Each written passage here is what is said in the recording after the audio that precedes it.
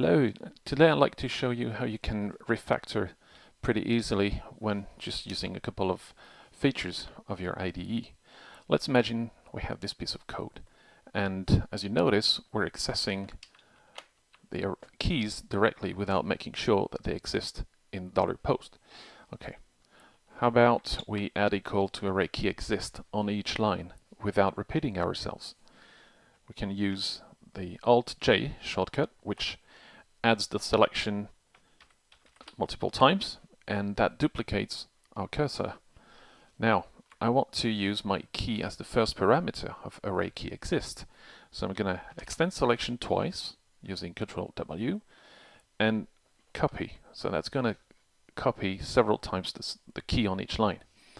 Now, since array key exist returns a Boolean, if it's true, then we want to assign $post first name, last name, etc. to the variables on the left-hand side. So we're going to need the whole thing later. So I'm going to copy that again. And now I can just access array key exist by typing AKE and tab to autocomplete. And now if I just copy, you'll see that it's the whole $post first name, etc., which is not what we want. That will be what we get if array key exists. Okay, so let me undo that and hit Control-Shift-V. And now you have your copy history. Okay, so now select the second entry, which are all the keys that we copied earlier. Press Enter, and now the second parameter is the array. And now, in case array key exists, then we want again Control-Shift-V and use the $post. And if that doesn't exist, then we'll just return an empty string, for example. Press Escape, and you're done.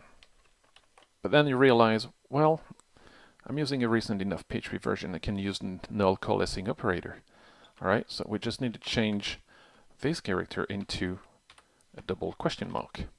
And we need to remove everything that's, array key exists, etc. So I just Control left a couple of times, and then Shift Home, come back twice with Control, Shift, and right arrow, press Escape, and there you go. We've refactored everything we wanted using those cool features. Thanks for watching. See you in the next one.